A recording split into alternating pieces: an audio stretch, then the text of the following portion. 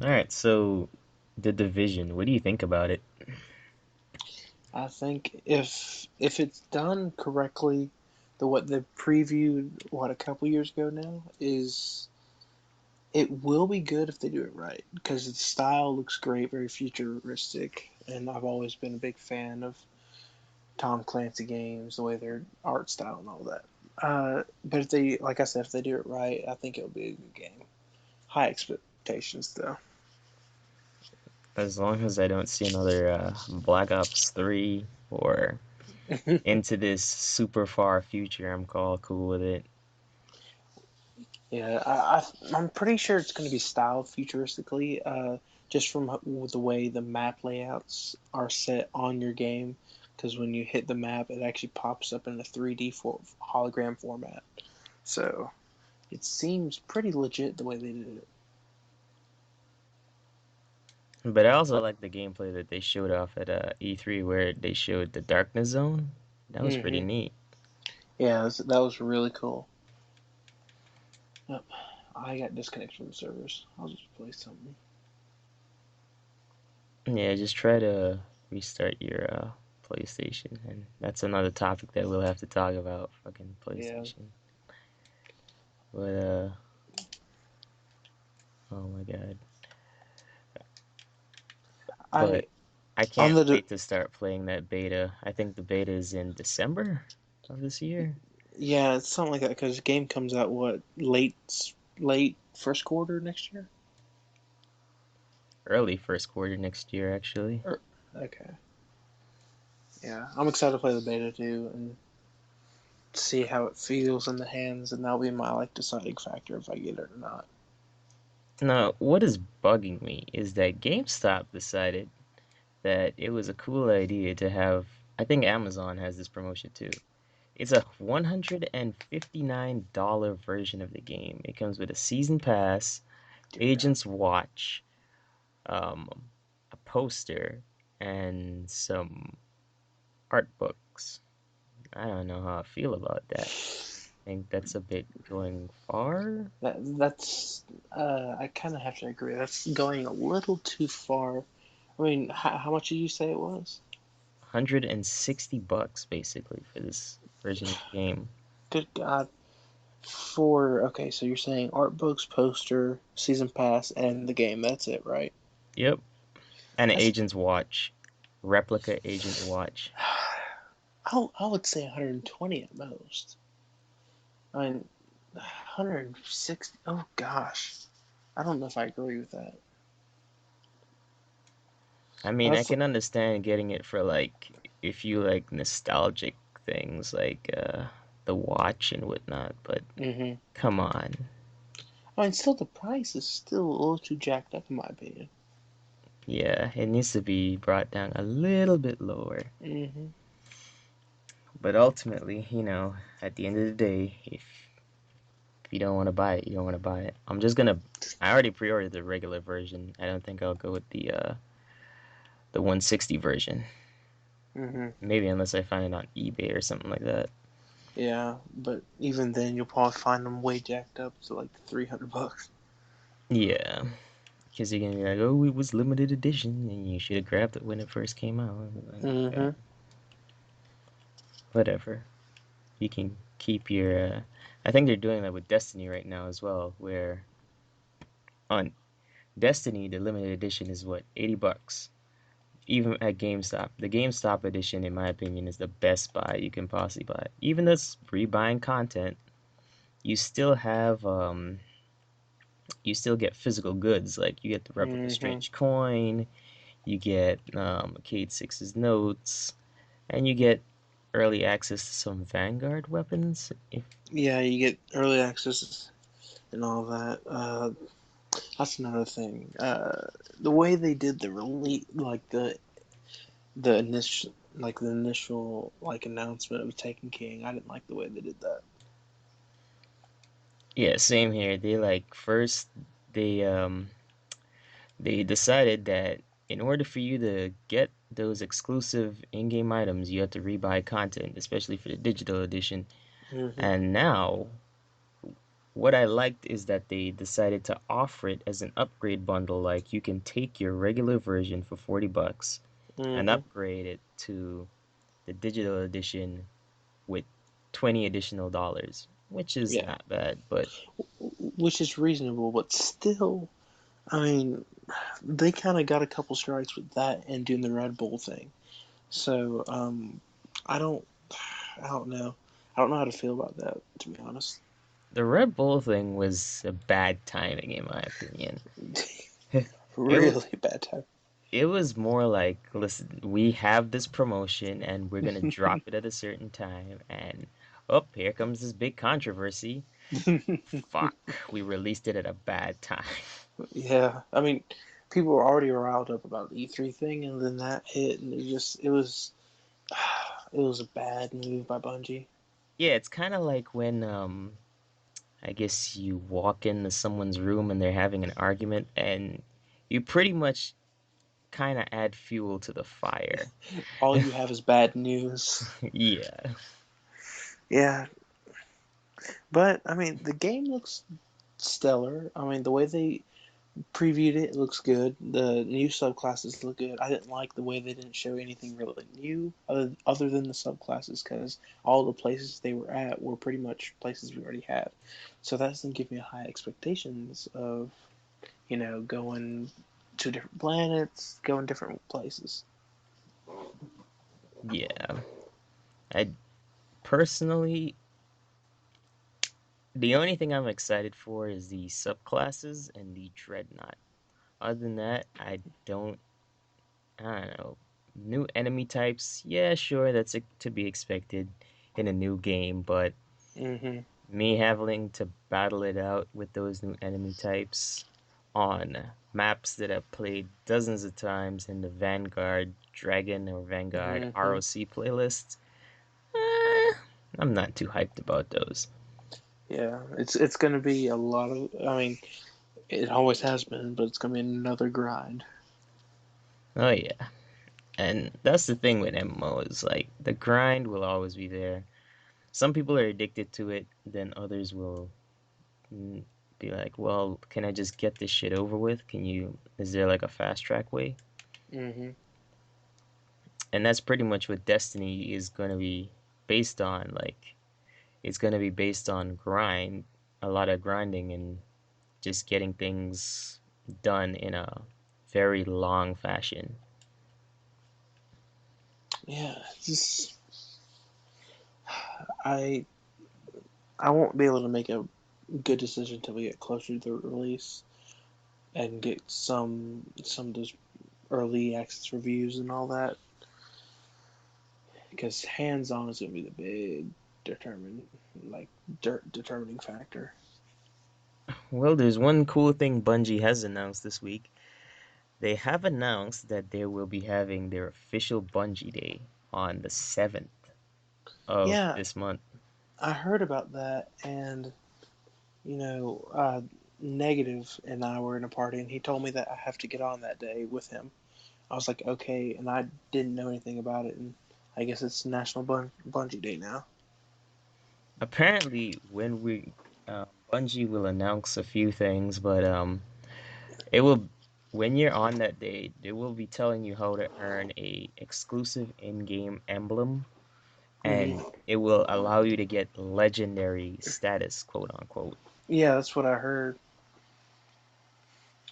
So, I mean, I don't find that a big deal. I'm sure I'll sure, since I'm off work next week, I'm sure I'll be on trying to get it.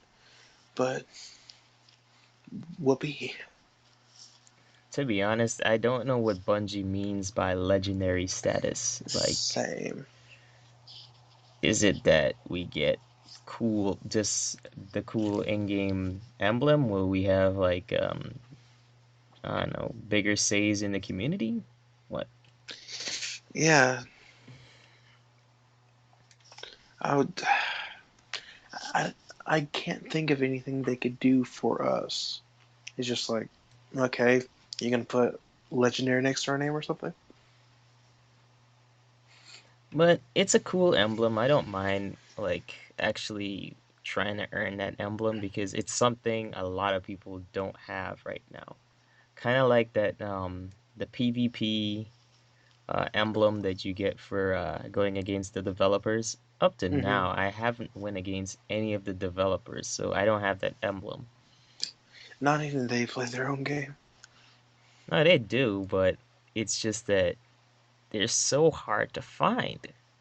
That's true. I mean, it's like a needle in a haystack. Uh, But I mean, they're I I guess I haven't even seen the emblem that you get for playing with them though. It's I think it's on one of their old weekly updates. It's like a I don't know. Just go on one of their weekly updates, like a really old one, and it'll show you the emblem that you normally get from them. It's a really cool emblem, and not a lot of people have it. I see. And when you do encounter people who have it, they're normally really good at PvP.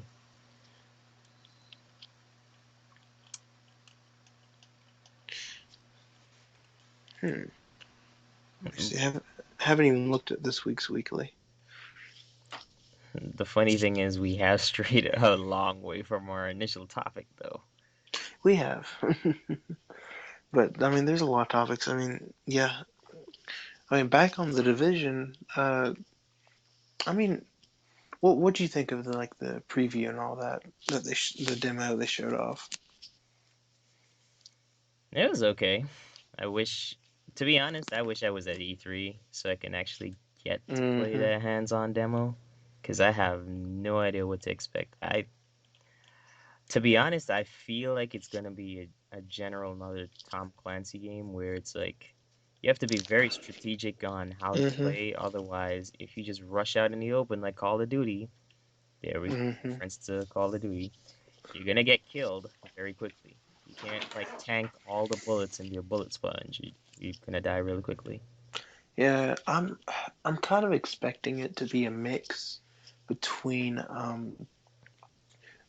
the Uncharted series third person way and also Ghost Recon.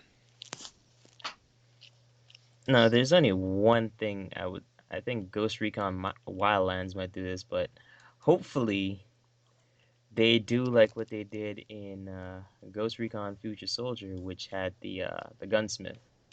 Mm-hmm. I remember that. The gunsmith was I don't know, it wasn't a big thing because Tom Clancy games weren't, still like the underdog when it comes to games like SOCOM and all the others.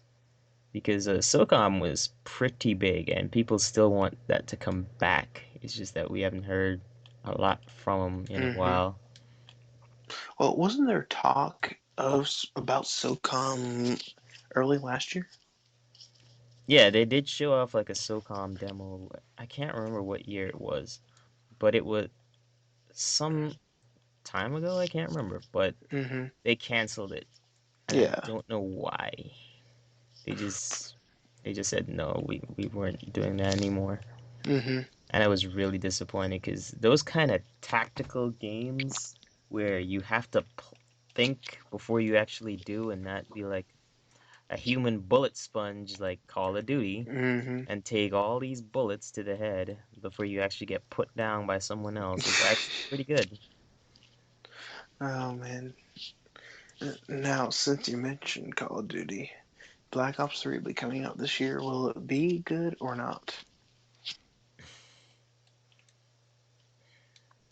I don't want to bring hate on the franchise, even though I did kind of bash it right there when I said you basically become a bullet sponge, but Call of Duty is starting to become very, very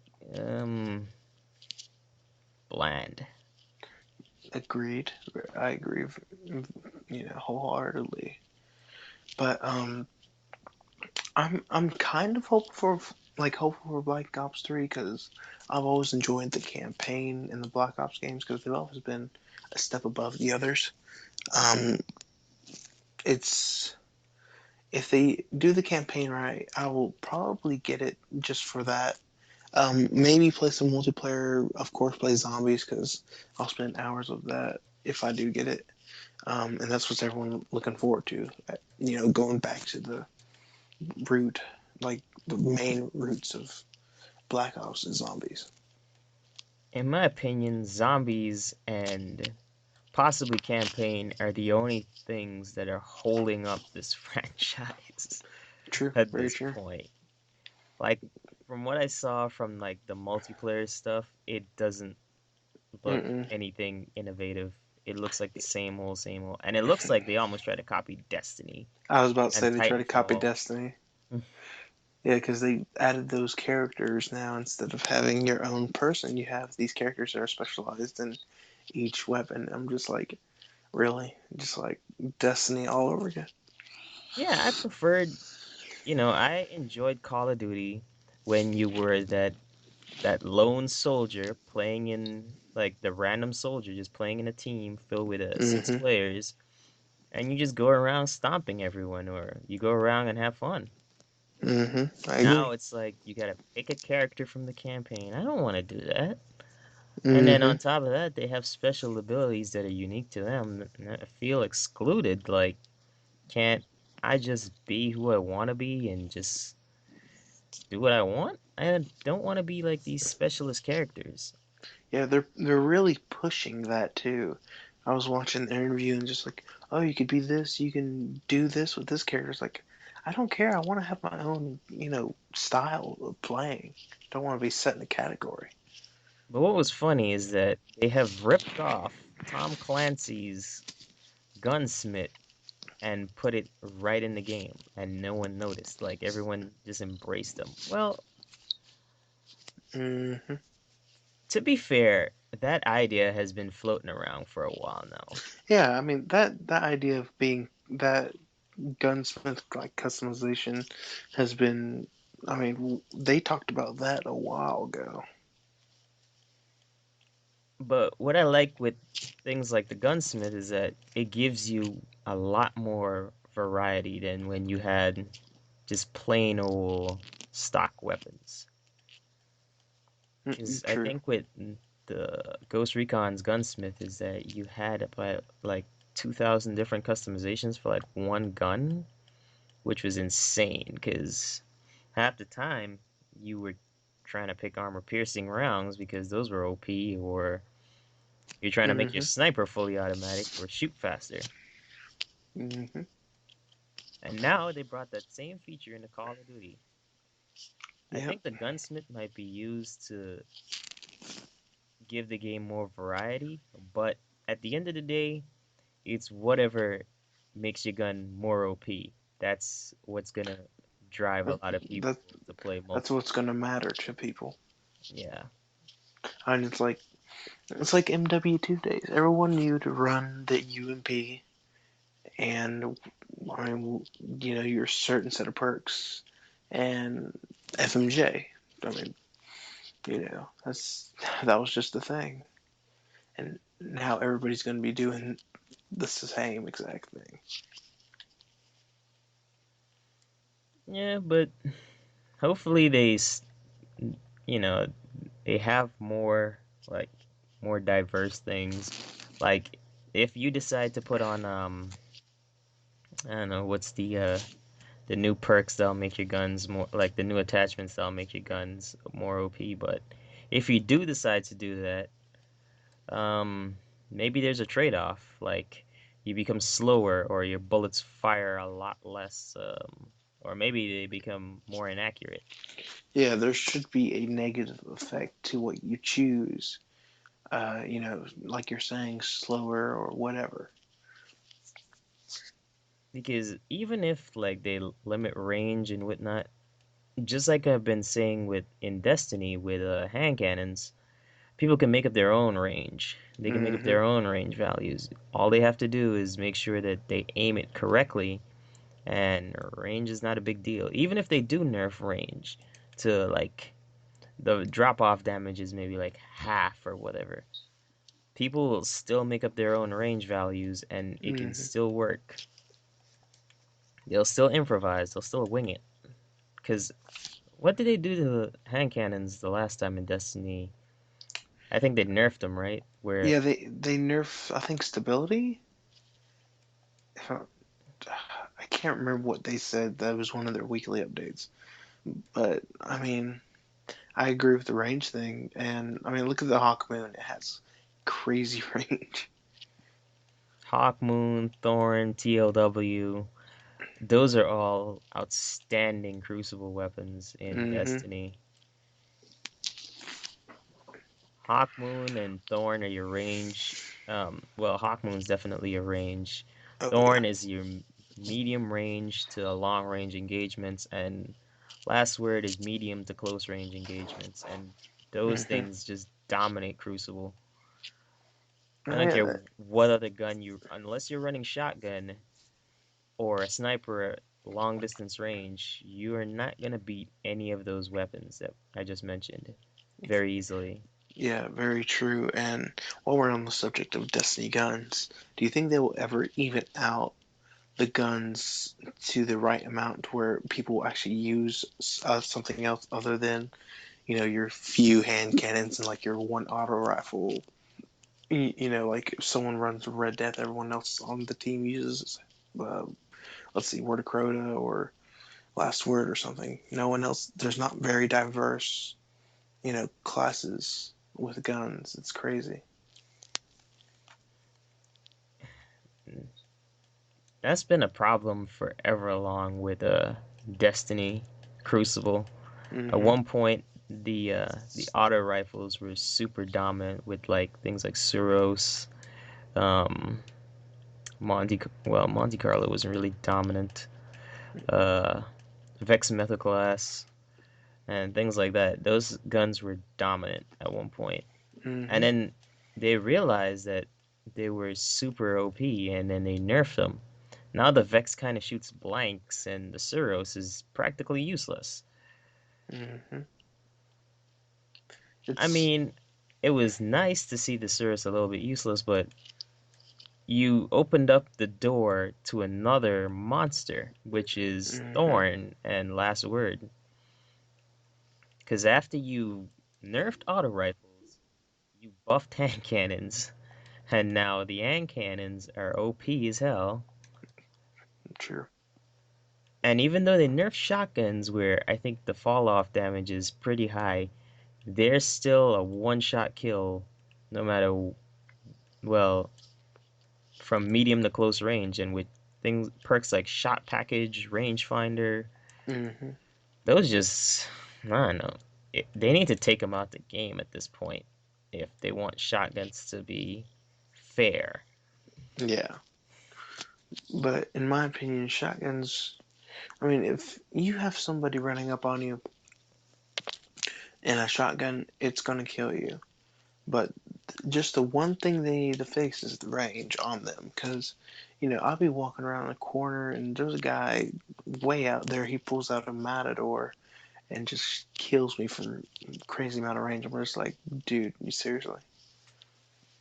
Even though now they say Fell Winters is not the beast that it used to be, it's still a beast. Mm-hmm. It still takes me out every time I play Crucible. Oh And yeah. and I could be mid-range from it. I could be shooting my last word like there's no tomorrow, and this guy just hits me once with Fell Winters with shot package, and he takes me out. Yep. And and it pisses me off so badly sometimes. But I'm not gonna lie. Um,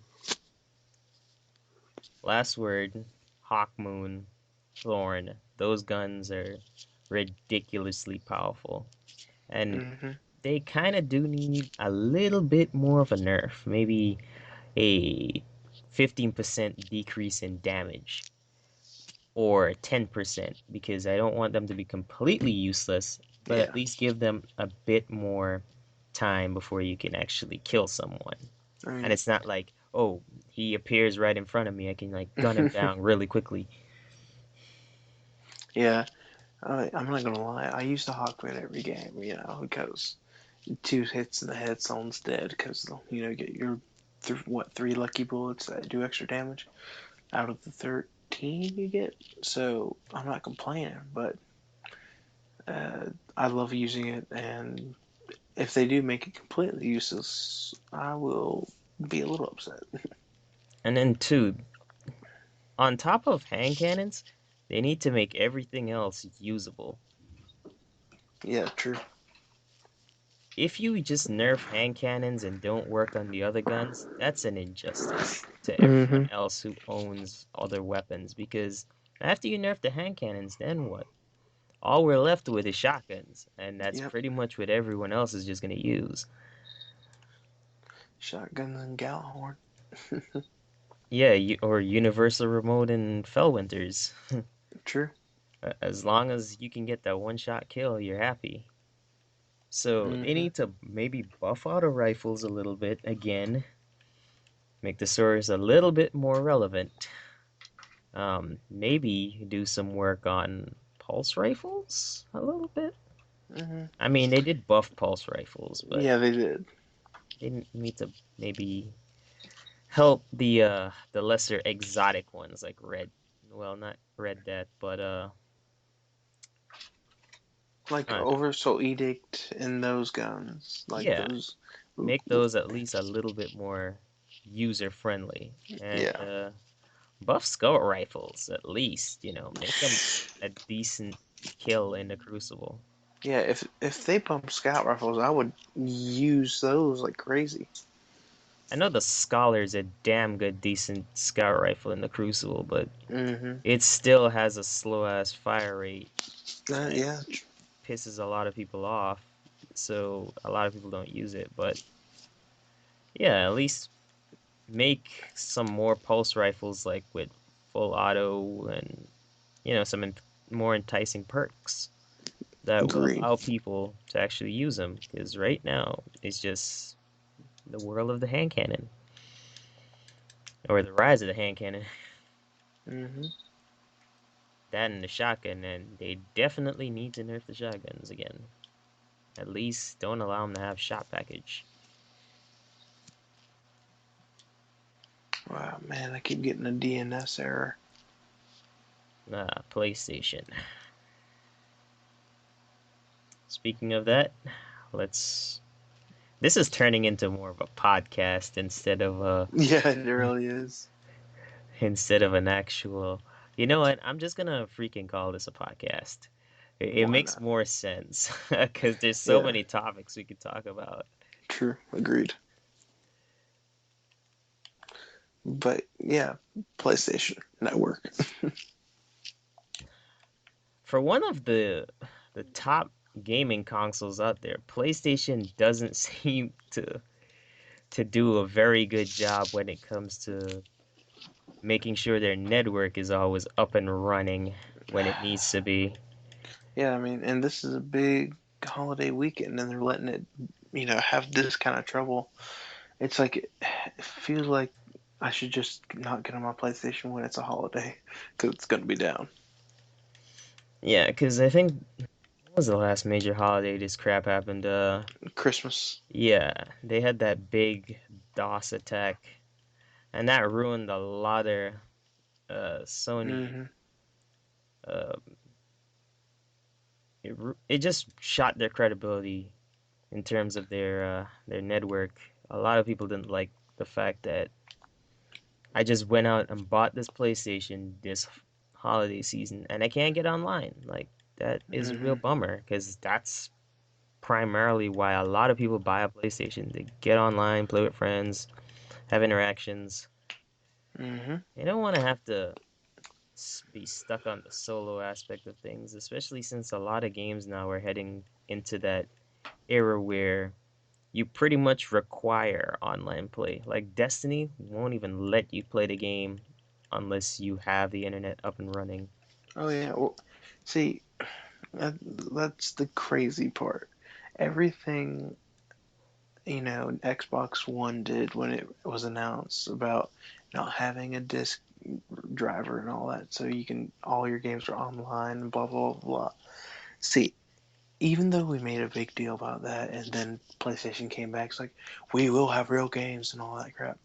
Everything is moving to the online era, and it's, I mean, it's amazing how Sony got away with it because their stuff moved faster to the online stuff than like completely online than Xbox did. Yeah, because even with some digital games, like it doesn't even allow you to play that thing offline. Mm-hmm. It's like, oh, your license is limited, and I heard a lot of people complain about, oh, I can't really play offline because my PlayStation Network account has to be active or connected to the web at that given point in time, which is BS. I mean, you bought the digital version, but Mm-hmm. you should be able to play offline. I mean, it does have a single player mode, right? Right. But they still can't do it because licensing issues with Sony. Mm-hmm. And this might be one of the key points that Microsoft might use to draw back in customers next E3, where they're like, well, if Sony can't even do that, well, we can do it even better, where you can play your digital games when and wherever you want. Mm-hmm. Even now, I'm kind of actively looking for an Xbox to just simply buy because I want to be able to play Gears. Yeah, I'm excited for the new Gears, even though I probably won't have an Xbox. It'll probably be a phenomenal game. That and Halo will be awesome. Can't wait for those games to drop. Mm-hmm. As for now, Sony has a boatload of exclusives that they're hanging on to. Oh yeah, and I guess this fall quarter will be actually, excuse me, actually fairly decent. It looks like it if everything goes as planned. Yep, once we don't have another DOS attack, we'll be A-okay. Because Sony has a majority of the really good exclusives. They have Destiny, timed exclusives once again. Um, Mm-hmm. they're gonna get Call of Duty DLC first, which was a extremely big shock Oh yeah. at E3. Like no one was expecting that to happen. Oh, when I was watching the stream, I was just like, when they pulled up the Black Ops 3 symbol, I was like, did we get Black Ops? I was like, holy crap. It's Especially when I didn't see it at the Microsoft press conference or whatever. I was like, "What?" for real. I mean, I guess it was a smart thing on Activision's side because PlayStation has sold more consoles through. And I mean, heck, PlayStation PS4 consoles have 90% of the market in Europe right now. So, Yep. I mean, it's crazy. But the negative backlash to that is that apparently they're basically screwing over their core fan base, which was initially Microsoft or Xbox. Hmm. Even the pros are on Xbox. So the thing is with opening the door to the PlayStation community, will that allow PlayStation to finally get into that pro scene for Call of Duty? I feel like it will, just for the sheer fact that the MLG Pro League people love, or well, they need to have that new stuff instantly when it comes out because they got to get good at it, and when the tournament turns around, they have to know it like the back of their hand. So the earlier access you get to it, the better you'll be at it. Because as it stands now, a lot of the pros are on Xbox, and that's the prime reason some of my friends have moved to Xbox is because Hmm. of MLG. They wanted to get into that pro scene, and they couldn't do it on PlayStation. So finally, Exactly. PlayStation has an opportunity to get into that pro scene, but I don't know what that means for um, Microsoft fans. Will they be left out, or Will we have like a combined PlayStation slash Microsoft kind of thing? I don't know. That'd be tough. That's a tough call because I really don't feel like Activision would. I don't think PlayStation Activision would be able to do that just for the sheer fact with the contract, and it goes against interests of funds because there's no point of letting Xbox have anything before PlayStation if if you've already signed this, done this, and you got the money.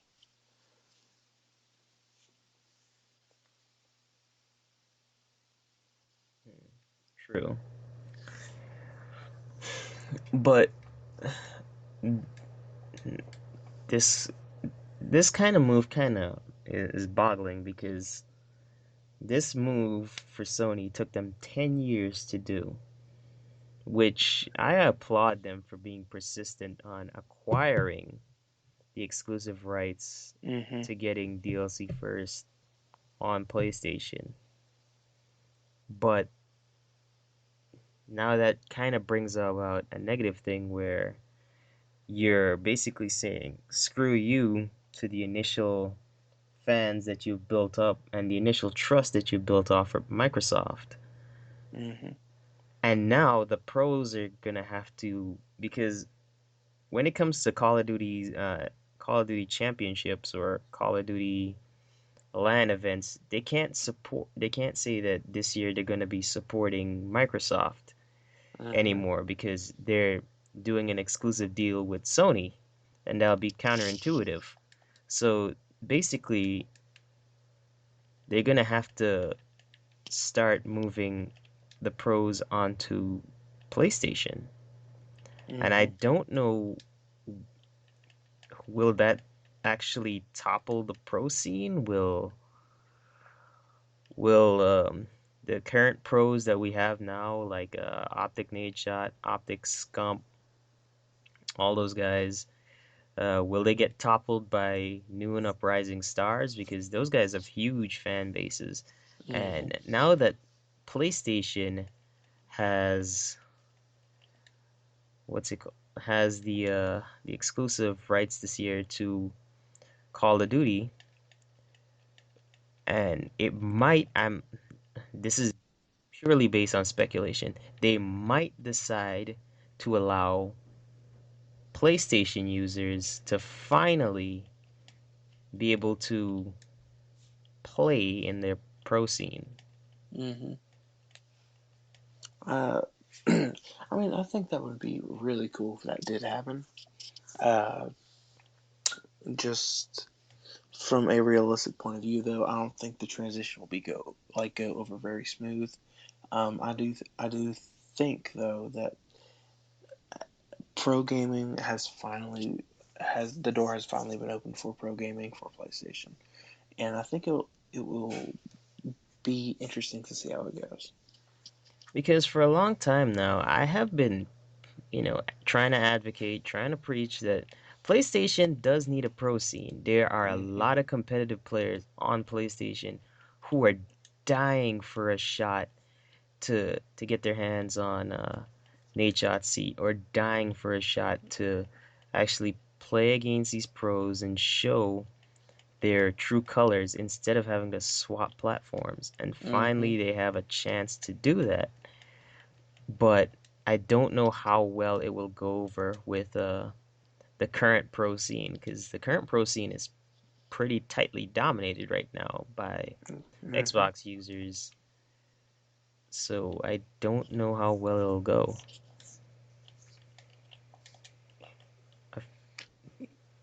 Yeah, it's but another little topic that's been or another like said thing about PlayStation is even when I was like in high school, 10th grade, uh, way back then, it's they every all my friends are like Xbox is where the really true players go, and that has been true because all the MLG players are on Xbox. I mean, and now. I guess this beefs up the PS4 attitude of being like, oh, we're on a PS4, we can actually be pro. So I guess that saying's kind of done with now that the door is open for MLG. Yeah, and hopefully with Call of Duty being on PlayStation, besides giving the avenue to um, MLG for Call of Duty, hopefully it gives an avenue for other games to also be pro on PlayStation, because PlayStation Pro scene is pretty grim. Mm-hmm. There's not a lot of games being offered as a pro sport or competitive esports thing on PlayStation. It's either you're on PC or you're on Xbox. And Mm-hmm. that's kind of more like a kick in the face for PlayStation users because they don't know where they fit in terms Mm-hmm. of the pro scene. So hopefully this will it's like, hey, we're gonna give you a shot finally. You can finally jump in with the big boys and let's see how well you do. Hopefully they have great LAN events for PlayStation in the months coming up. I I hope so too, because that would be really awesome just to see the the players and your average curious player that is actually good at a game and wants to get in to that kind of stuff be able to experience it and see what it's like without having to, oh man, I gotta learn how to play Xbox or get used to the Xbox controller, that kind of stuff. Yeah, because a lot of people's preferred console of choice is indeed the PlayStation. I don't want to have to switch back and forth between Xbox and PlayStation constantly. It's just not their Mm-hmm. cup of tea, so they don't want to do it. Exactly. And to be fair, at one point I did wanted to switch to Xbox just because I wanted to try to break into the pro scene, especially for Black Ops 2, Mm-hmm. really badly. But I just couldn't, get the controller down right enough where it felt as good and as natural as the PlayStation controller It, for me. Because I've been playing on PlayStation for years, mm-hmm. Same. and to be able to swap back and forth like that is really difficult Yeah. sometimes. Yeah, sometimes it can be. I agree completely. Because, I mean, I remember my one of my best friends has an Xbox, and he's hardcore Xbox. So every time I go over to his house, we play Xbox, and when I come home, it's PlayStation. I'm just like, it takes me a minute. I mean, it. I guess Xbox has become a little more fluid because I've been in and out of it over the years. But yeah, I agree. PlayStation, I've been with like doing PlayStation stuff since late PS1 days, and it's always felt the controls have always felt very fluid to me. Yeah, when you first get a PlayStation, it's a bit awkward Hmm. to learn the controllers, just like with an Xbox. But after a while, it's like once you play PlayStation 1, 2, and 3, even 4, it's like there's you basically memorize that controller like Hmm. the back of your hand. Yep. And you don't ever forget the button layout that easily. Even when it was like a transition between from PlayStation 1 having no thumbsticks to finally getting thumbsticks, it Mm. wasn't a big deal for a lot of PS2 players because it was an easy and smooth transition. Oh yeah, it was super smooth. And Because as long as it had the initial X, uh, hmm. square, O, triangle, you were a-okay. Hmm. And then with the Dual Shock, whatever, it was the same thing as the PS2 controller, so wasn't much memorizing there anyway. Yeah. And since we're on the topic of controllers, what do you? I don't know too much about it, but what do you think about the new Xbox One Elite controller? It's pretty much the same controller with a, I guess, a headphone jack in it. I mean, I didn't technically understand like any, like I didn't look into it at all, but I know that it has these new buttons on the bottom. I have no idea what they do. They're interchangeable. I know that, and that's about it. Well, I'm not on Xbox, so I can't really explain, or I don't have this controller personally. But all I can tell you is that it's basically supposed to be just like the PlayStation controller, where this time around, instead of having a talkback cable, you could just plug any controller in and it'll work a-okay without having any hassle or any of that Mm-hmm. stuff like before. Before you had to, you had to get a Xbox specific talkback cable so you can basically the headset can communicate with the controller. Otherwise, if it's like a one-way connection, like with most headphones, it's like, Mm-hmm.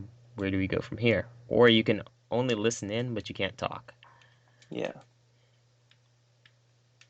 which kind of sucked because they should have done it where you could just use any regular headphone and just talk from right there. I agree. And that's one thing that a lot of people love the PS4 controller because you could just grab any old pair of headphones once they had a microphone and just talk into it. Mm-hmm. Even though some of them were a little glitchy with the buzzing and stuff, still you had a mic no matter what headphones you used. Yep. Even to this day, I know some people have not bought a decent gaming headset because of the uh, the feature that Sony has Yep. built into their controller. I mean, it's a great feature. I mean, it saves people from having to go spend anywhere from 50 to 300 bucks on a headset. Yep, no need to buy an expensive pair of Astro 40s or some Bluetooth headsets that will just break in like a couple days and you have to buy another pair. Mm-hmm. Because that happened to be a lot on PS3 where I would constantly be buying these cheap Bluetooth headsets because they would break so easily Yep. and it'd piss me off. Yeah, I was in the same thing, except the ones that kept breaking on me were the Turtle Beaches, expensive ones. But luckily, Turtle Beach is a good company with warranties and stuff, so they just send you a new headset for free. But I remember before I got the Turtle Beaches, I was just like, man, I keep getting these Bluetooth things. They keep either the button in the middle keeps breaking and I can't turn it on, or they just go bad. Yep.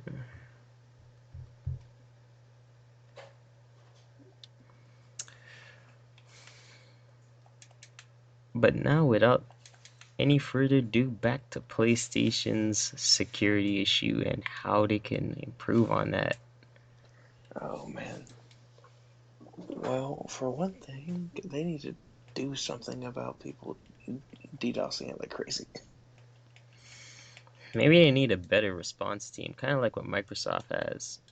Even though I'm not also a big fan of Microsoft too much, Mm-hmm. their response team is superb when it comes to True. damage control. Like they'll be able to fix things in about a couple hours. Mm-hmm. Whereas PlayStation, it'll take them a whole day and a half, maybe two, maybe longer. And especially with the DOS attack in December, I think it took them a whole 2 weeks to like a month before they can actually clear that up.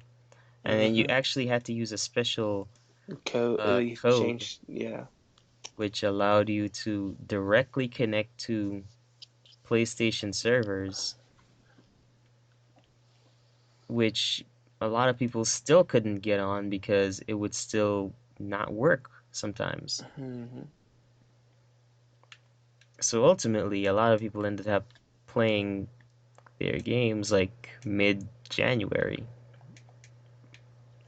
Which I know a lot of people were upset about because Christmas, family, all that kind of jazz, getting stuff for your kids. Then the whole deal with finding out that it was Lizard Squad, and everyone would be like, "Why'd you two guys ruin everybody's Christmas and all that crap?"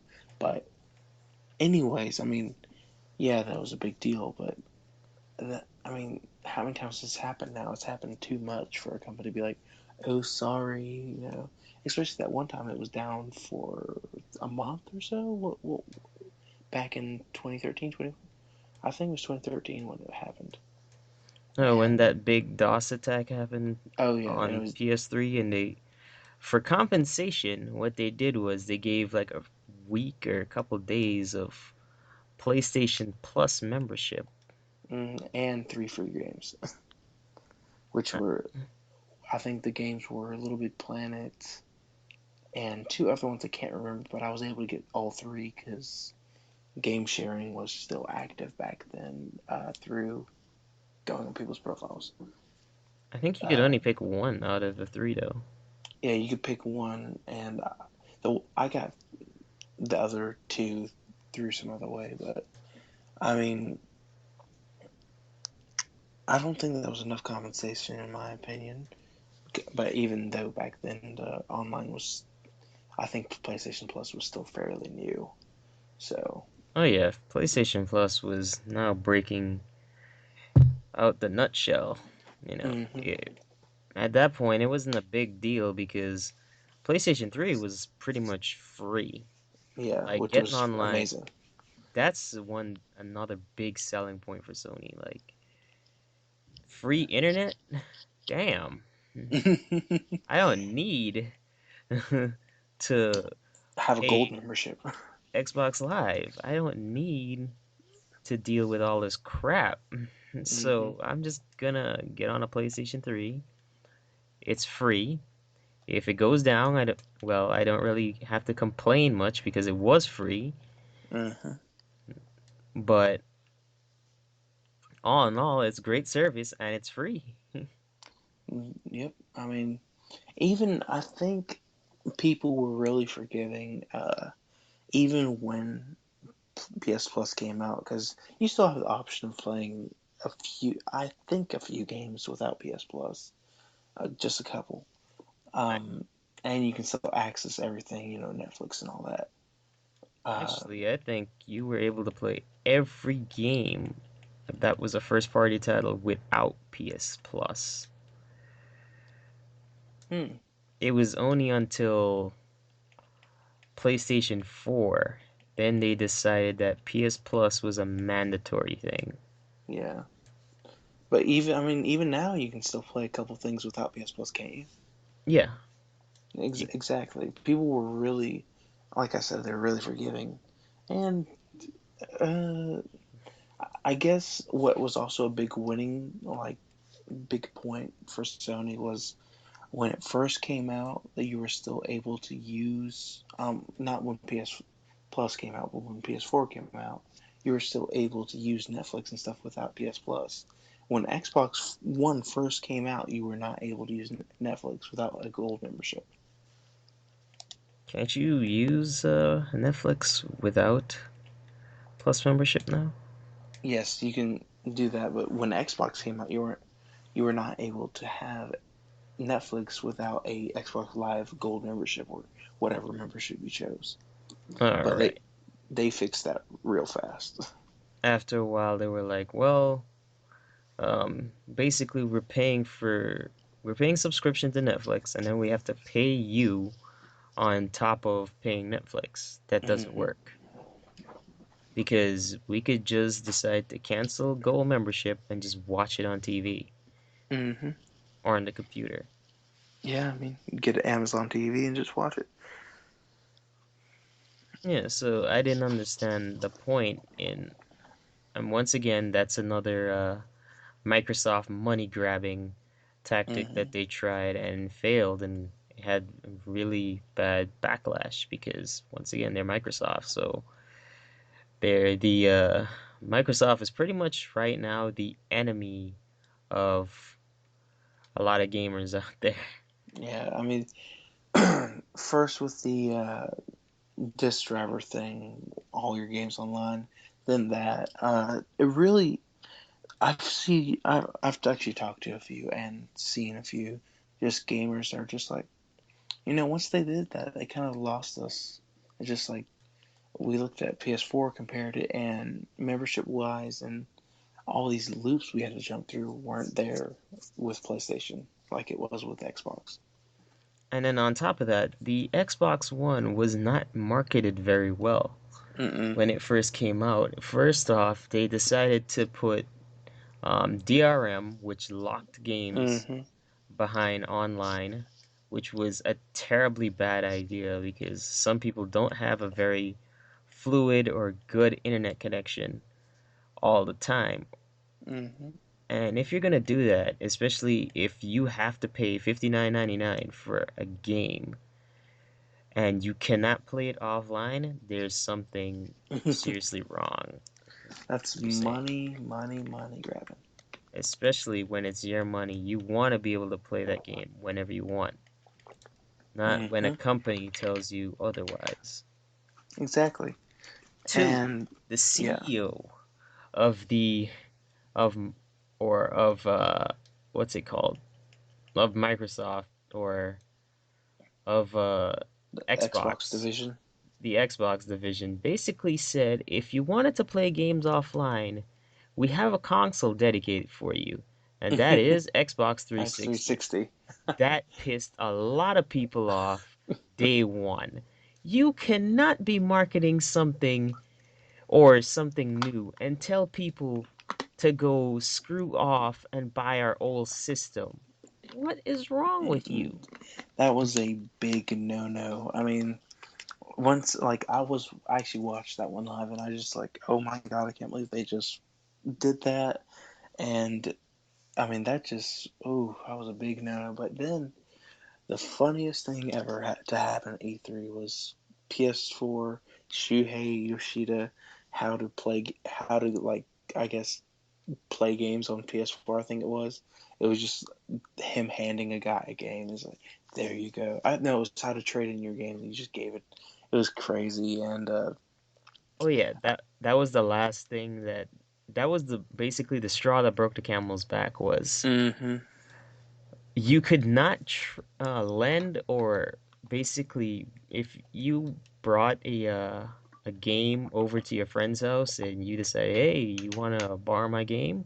you It's like can't. you can't do that. I'm like, what the hell? Well, It what was if he decides crazy. that he was buying maybe the new Assassin's Creed and I had I don't know, maybe the Division, and I decided to lend him the Division and he gives me a new Assassin's Creed. I we can't even exchange games because it's already locked to that Mm-hmm. console. That's utter BS, and it shouldn't happen. Yeah, for real, I agree. I mean, that was real. Just that little stage Xbox One had when it first released was just really, or when first announced, showing off at E3. That was just really bad. Like, there's so many people that got drawn away. Just like, we're not gonna go back after that. And on top of that, the pricing point was not good. Mm-mm. It was a bit, I think it was like $100 higher than Then PS4. PlayStation. Yeah, PS4, and you had to put up with shitty Connect once again. Mm-hmm. Always watching you, by the way, too. No one wants to deal with Connect. Mm-mm.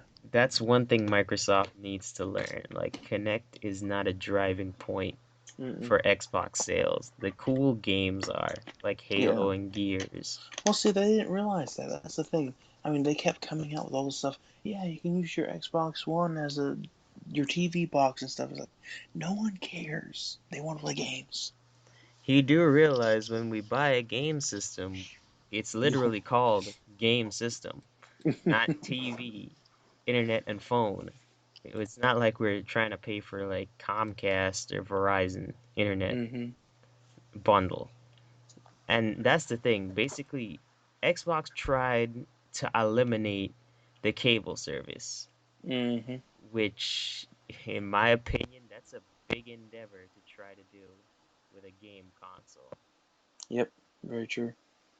especially since Netflix seems to be doing it better than anyone else already, and most As consoles already offer Netflix. yep. So their big selling point for Xbox One when it first released was just make it $3.99, make it so that you don't always require online. Do not do that marketing bullshit where, oh, if you want to play games offline, get Xbox 360. No. Mm. Yes, you can play games offline whenever and whenever. That's how it should be.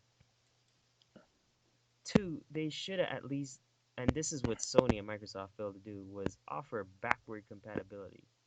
Microsoft is doing this year, I think, and I think that's what's giving them a little bit of momentum this year because backward compatibility is coming back for Microsoft. And hopefully Sony decides to do this sooner or later because it's going to be one of their great downfalls if they don't. Hmm. Because their network is pretty much compromised. That's why I don't buy anything off the PlayStation Network because it's always getting hacked. Credit card information is always being tossed around here and there, and it's like nothing is really safe on PlayStation Network. Hmm. And yeah, it makes you really worry if someone has their, with it getting hacked, every, I guess, major holiday it feels like now. Um, how how trustworthy is their like financial side? Because if someone gets your credit card and uses that crap, you're screwed.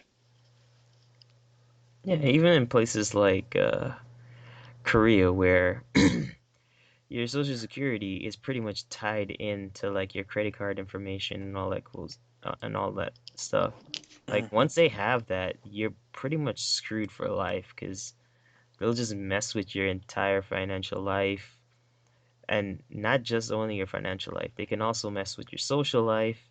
They can even pretty much impersonate you because your social security is linked to your bank and all that other I stuff. mean, yeah, your And social security is you.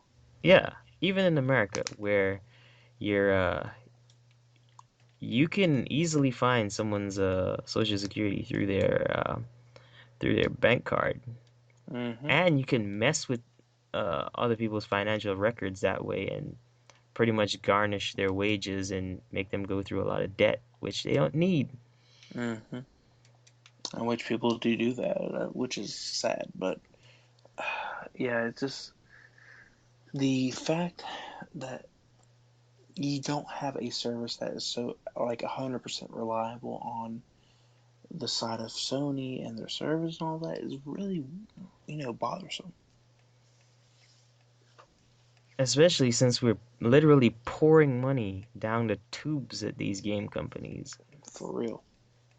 We give them subscriptions so that they can, you know, so we can get online, we can play with friends, and we can have a secure and comfortable network. Hmm. We don't And, give you money so that you can get hacked and hmm. flaunt how you're the greatest all the time when really you're not, because that's false advertising. Hmm. I mean, it's just if if Sony can do a little bit more fine tuning and be able to have that fast response time and be like, hey, we found this problem, it's not nothing major, we'll have it back up in such and such ETA. It'd be absolutely perfect. Just it'd be a way better place. They say it's the best place to play where players go, and it's just like we can't play. Hmm, sad times. But hopping over to another subject, VR has been boiling up the chain of gaming. And what do you think about Oh, you have brought a good topic. it? To be honest, VR looks like another fun toy for us gamers to just mess with. It really does. I mean, it's So, okay, I do have to give this VR demo, the way it was shown and everything, to Microsoft, because the way they did the HoloLens and all that crap was amazing. Oh, Technology wise, oh my god. that HoloLens blew my fucking mind. It, for real, I watched that. I was like, this has to be magic. When I they mean, showed it off, and especially in a game like Minecraft, where everything's hmm randomly generated, it's like, what am I hmm looking at? I know with it with it actually showing what the guy was looking at, I was like, dang. But on the downside, I can already tell there's going to be problems with lag and sensing. There always is. There always will be, unless magic happens. Yeah, normally when it's all hardy har and dandy when it comes to the E3 demo, but when Hmm it gets into your house, there's like a shit ton of bugs and problems that you have to work out, and eventually it's like another piece of unplayable junk, just like the Kinect. Yeah, I'm not saying that was going to happen this time, but more than likely it will, just from the past history of not just Microsoft, but anything new. Yeah, because everything is real bugs these days, and VR is not going to be anything different. Hmm And I'm pretty sure it's going to have a lot of bugs that we don't want. Oh yeah, there's going to be lag issues and all that, and I've I feel like the actual VR headsets will be a little bit more reliable as far as motion and all that, because they'll be more a little bit. I guess you could say more direct, because the Hololens will be totally based on your gestures, which will be really interesting to see if it like goes over smooth. Now, the cool thing is that horror games will now have a really good outlet. Oh god. I mean, even from the demos that and games that have been already set for VR through some mods and some specials, like with PewDiePie getting, he uses the Oculus and plays some like indie horror games that are actually really good, and just seeing his reaction, which PewDiePie is a wimp anyway when it comes to horror games, but it's interesting to see what's actually going to be like, because let's say trying to play Outlast or games of that sort will be really fun and scary.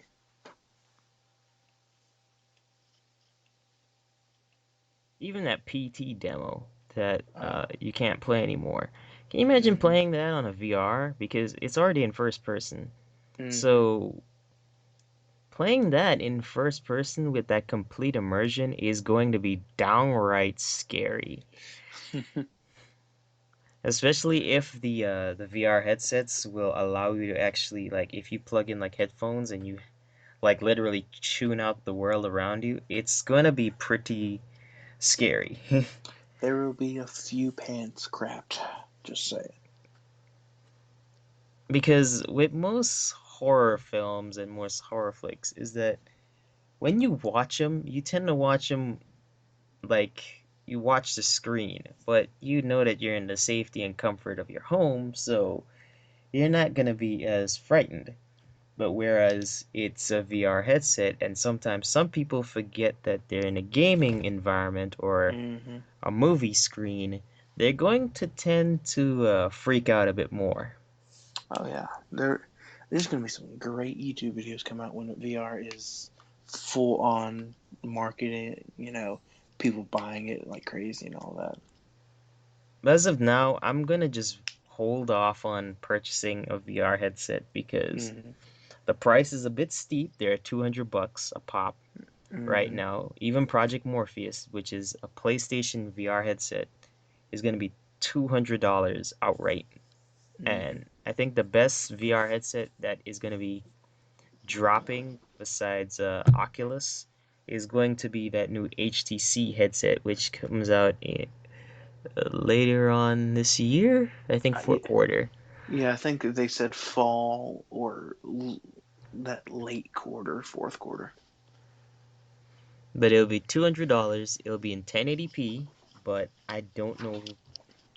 In my opinion, I have to see someone demo this first, or at least get it and try it out before I actually Mm-hmm. decide to buy it because when those things first come out, they tend not to have a lot of games or supported games Mm-hmm. for them.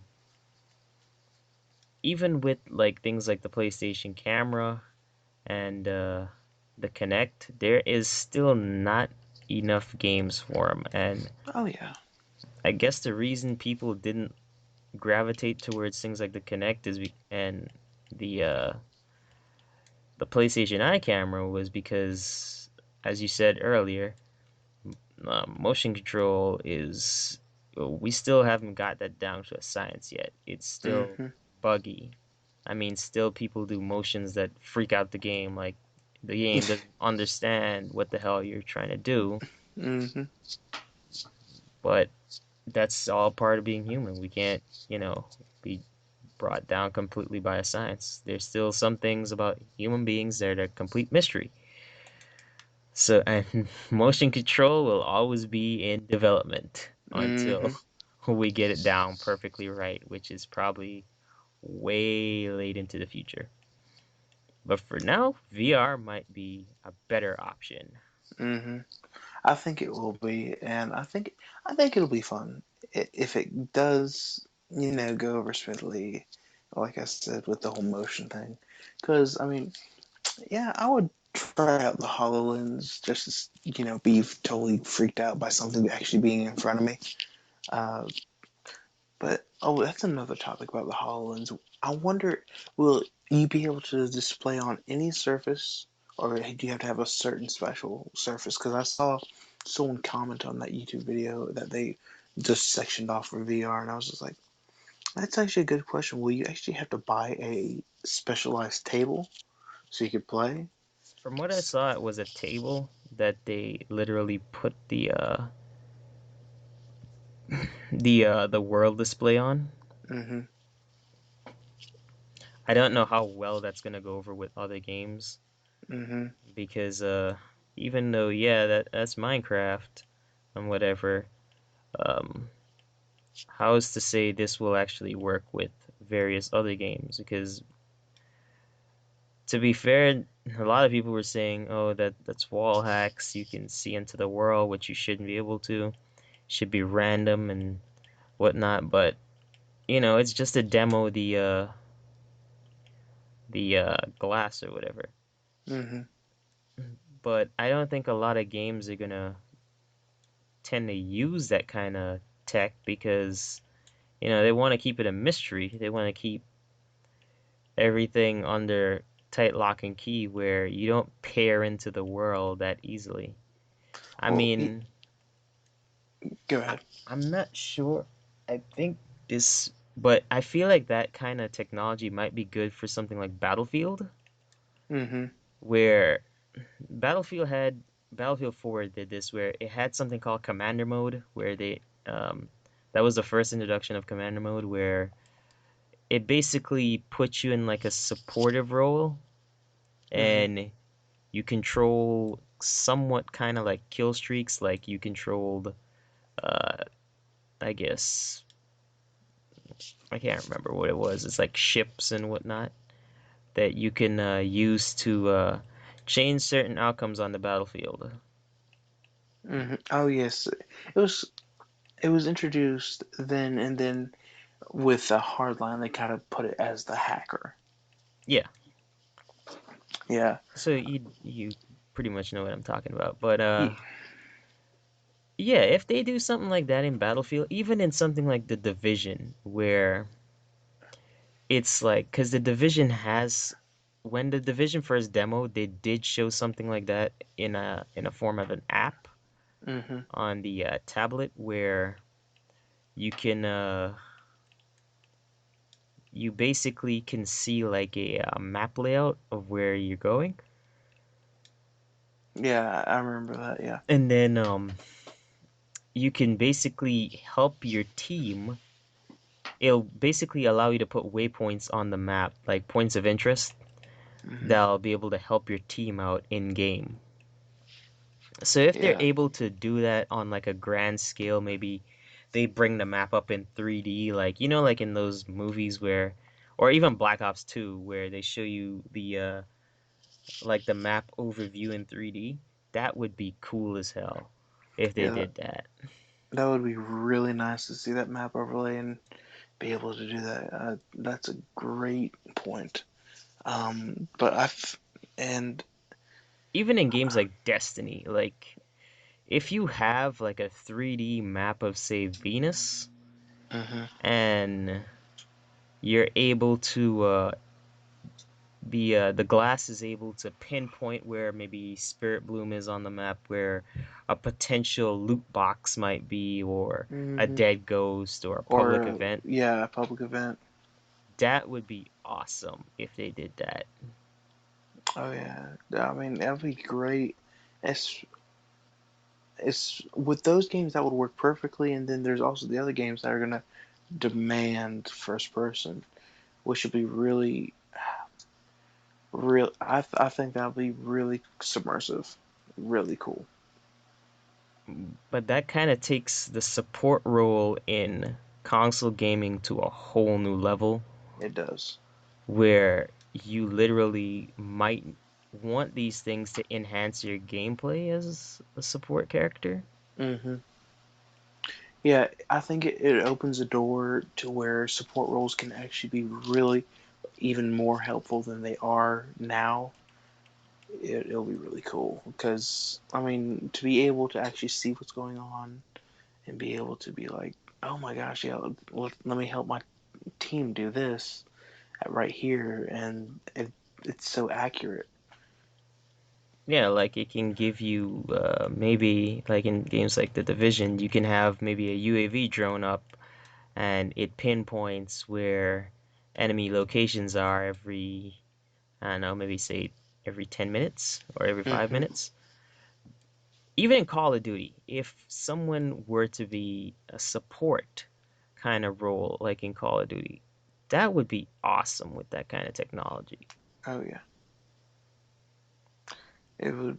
Oh, man, it's the opportunities for VR to be something really good are here for the taking. Because I mean, if they don't jump on that kind of stuff, VR will just be another one of those fads. Yeah, it'll just So, be another Connect bundle where it's like, oh well, it was, it was cool for a one-time use, and then I had to put it down mhm, because it didn't expand upon it, or they didn't decide to use it to its full potential, like what they normally should. Even with Connect, they could have done a lot more to oh make yeah, Connect seem, a bit more, but yeah, they didn't do it. to expand on it and actually make it work. Because half the time you say Xbox on, it's like it just sits there. And hopefully, PlayStation decides to do this as well, where they also get something that allows them to pair into the game world or Hmm. be that kind of support role.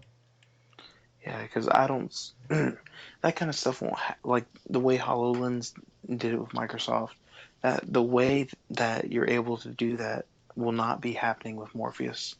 Because I mean, it could, but it'll be a lot different. Because uh, HoloLens is real world. Like you can actually still see your surroundings, and you can display the game wherever. With Morpheus, you're just going to be in looking into the Morpheus, uh, I guess, display area, and you're just going to see the game. I mean, they could do like the same thing as what I described, but in a more, uh, I guess, first person kind of perspective, where Mm-hmm. instead of seeing the map in like a 3D overlay, like on a table or something, you literally see it up in your face Mm-hmm. and it just displays right there, like say you're literally hooked up to like a computer. Yeah. Yeah, I got you. I got you.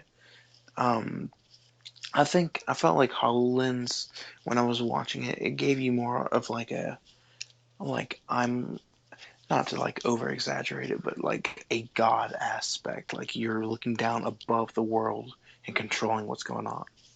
Yeah, HoloLens seems to have done it way better than that supportive role than other VR headsets would. Mm-hmm. Which I'm gonna give it credit for that because it looks like a great supportive tool. That Mm-hmm. that's all I could say. In like an action adventure game, that's all it'll be able to do. Be a great supportive role, like direct the player to go here or go there, or that's pretty much all I could see it doing. But other Mm-hmm. than that, no. I get to be a ghost in Destiny. You pretty much might be able to beat the ghost. Just like I'm Dinklebot. Oh yeah, Dinklebot, your position has been filled. Don't need no Pedro Dinklage no more. You got said gamer here now. Yep. But yeah, ending the topic of VR, I would say it's going to be an interesting addition to gaming. Well, it already has been since some people have hands on Oculus and a couple other things, but I mean, it's going to be interesting. I just want to see what the price is and when possibly can we see a release date on it. Yeah, I mean, let's see. I think early Oculus, when it was like fairly new, it was costing more than actual systems. So I know they lowered it, but people were like, I guess we're gonna wait on VR. So now it's becoming a lot more affordable. Well, not more affordable because $200 is still $200, but it's becoming a little bit more public friendly. Yeah, because $200 is kind of fair. Yeah. Um, but that HoloLens thing looks like it's gonna be probably more than the actual system. hmm Which means that means for that product, that's going to really divide who's going to get it. But I mean, I don't think there's been an official talk about price, so maybe it might not be. I mean, maybe Microsoft was able to work something out with the tech and actually make it cheap. So it should be interesting. But it has to work with a VR headset as well, right? What do you mean? The HoloLens. Yeah, yeah, it has to work. Yeah. So basically, you can put that into like a bundle pack. hmm Maybe I would say if it's like a table or something like that, I would see that roughly costing around maybe at most 200 and something dollars Yeah. because you will not be able to have the benefits of it by itself. You literally need a VR headset hmm because when they were demoing it, they had to use a special kind of lens to show you what the 3D model looked like. hmm They actually had to strap on a HoloLens to a camera so you could see what the other guy was seeing. Yeah, so I'm assuming, and I don't know, maybe this might just be all pure hearsay or speculation, but maybe that HoloLens can work on any table in your house. I would hope so. I mean, that would make it worth its money, or worth the money, I should say.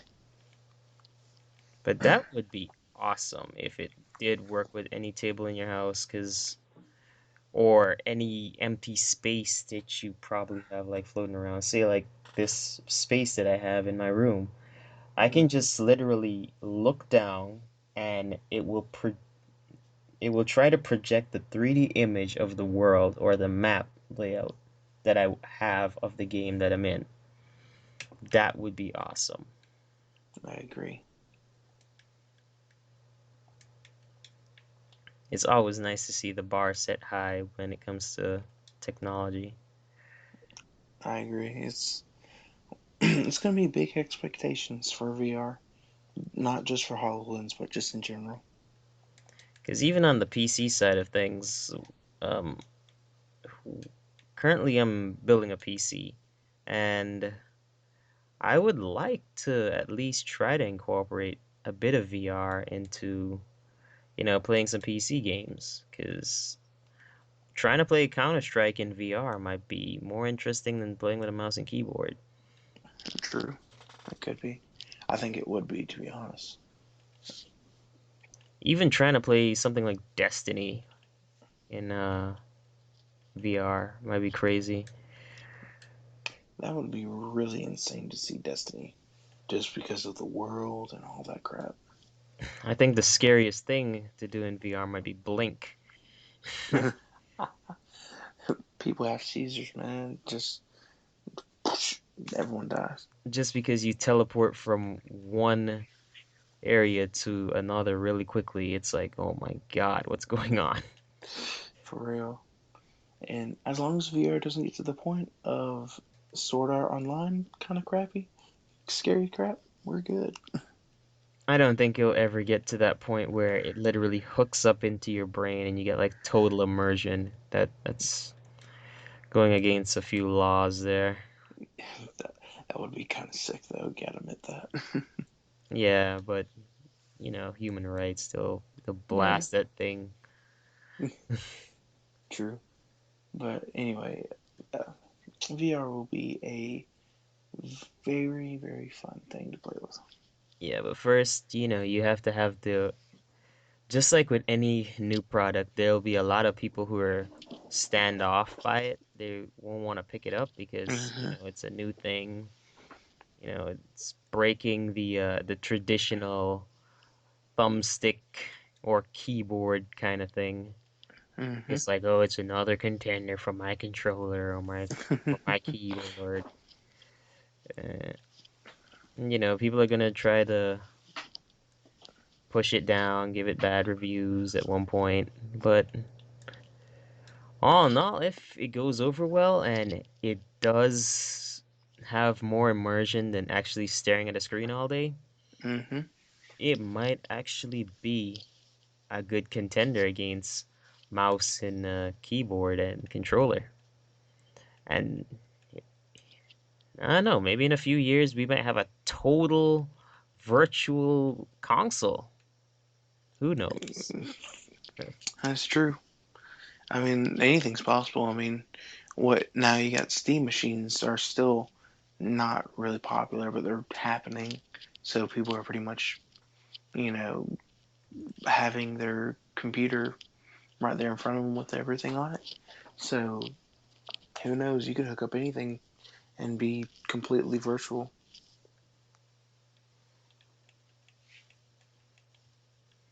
Now, this might bring up another dark and gloom topic, but will it encourage certain simulators to be too serene?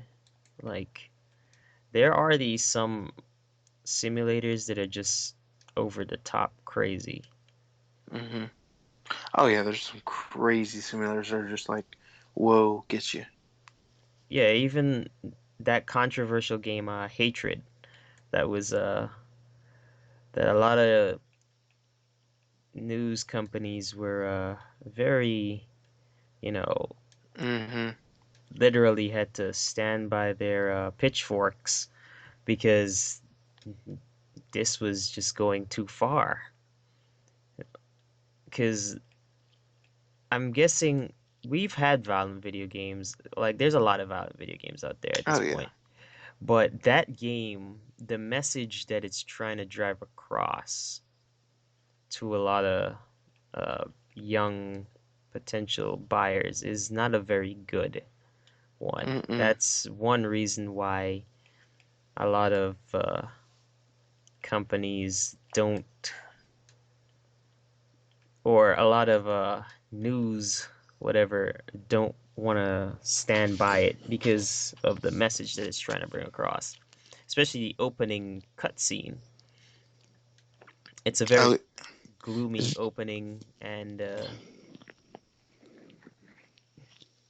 if you're a very desensitized person who plays a lot of violent games like Grand Theft Auto or um, I don't know, even Call of Duty, eventually you learn to ignore cutscenes and just get straight into the meat of the game. But for others, like maybe a parent or maybe some casual kid or something Hmm. who just sees this opening cutscene and literally takes it to heart, even though I don't see that happening very often. It's Uh, it's still a possibility though. yeah, it I don't know. I think the game went a bit far, even though it I mean, it was fun. I played the game on PC. It was okay. Hmm. It's not like a Grand Theft Auto crazy kind of stuff where it's like you know you're doing the wrong thing, but at the same time you're gonna do it anyway. This game literally encourages you to actively go out to kill innocent people. Hmm. Now, to be honest, they're just polygons and you shouldn't really take too much meaning into it, but some people take these things to heart. Oh yeah, people. A lot of people that haven't experienced gaming, like let's say you and I have, or your typical gamer that has played a bunch of games, is not desensitized to the meaning behind stuff in games. Yeah, for us, it's like it's just another game. We're just trying to get through it. We want to Hmm. have fun. But for others, it's like this is just really extreme, and it shouldn't be out there for other young, impressionable kids or people to be playing. I I totally get that. Like, I totally get the fact that they want to have this kind of, security, but it's just a game. And That's all it is. at the end of the day, it's just a video game. You can't take any positive thing away from it. So Eh, just leave the game as it is. Just let it die. Yeah, and I mean, that kind of see that this is a good topic as well. But I mean, it's like, what was it? Australia banned, what was it? Saints Row 3 or whatever, Oh or yeah. Saints Row 4 or whatever it was, because of the sexual humor and all that. It was too much, and Australia completely banned the game. I think they did the same thing with Grand Theft Auto, if I'm not mistaken. Um, they did it to another game, I know that, and it's just it's interesting because it's just to me, it's just a game. I mean, none of it really makes any difference to me what's in the game. Australia tends to be very conservative when it comes to video games. Hmm. And if they don't see any positive educational value from the game, then they're not gonna sell it at all. Hmm. And I think that's what they're gonna be doing soon when Doom drops, because I feel like they're gonna do the exact same thing to Doom when it finally is released. It's gonna People are gonna pre-order from Australia. Oh, we're so hyped for the game, and then finally when it gets to Australian shores, they're like, nope, sorry, we're barring this because it's way too much intense graphic and brutal. Uh, because Doom has a lot of brutal scenes in it. Oh yeah.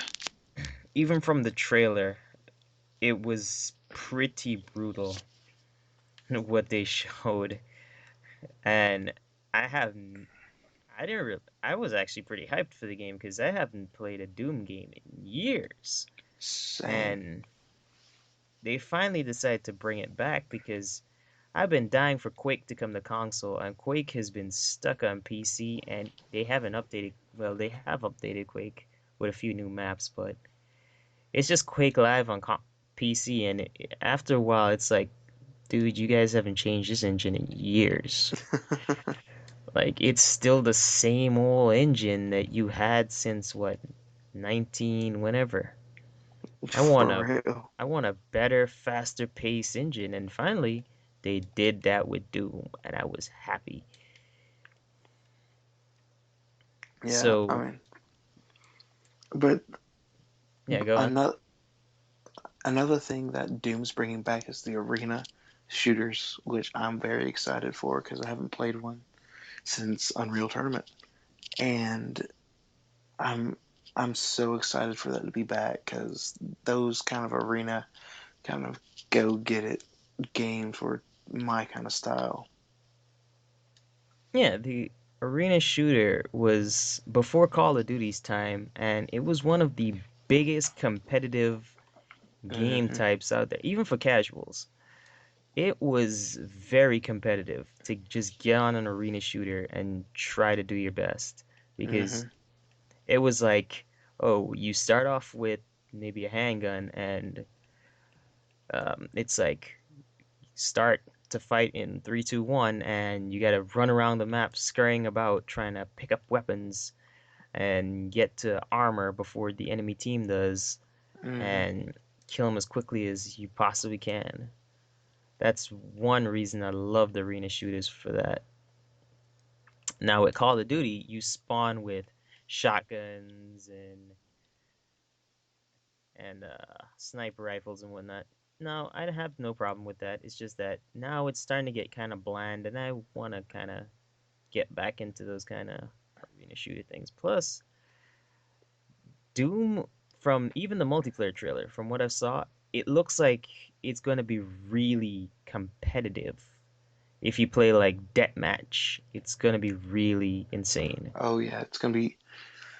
I'm telling you, it's gonna bring back those good old arena days, and it's it's gonna be a nice change to actually be able to play something like that rather than playing Call of Duty. Even with the Doom Snap Map, a lot of people have been, well, a lot of guys on my friend list on PlayStation are saying, oh, it's going to be repetitive and it's going to be redundant. I'm like, the Doom community is going to have a field day with that fucking thing because they've been dying when ID Soft decided to release um, the original engine for Doom, the original Doom.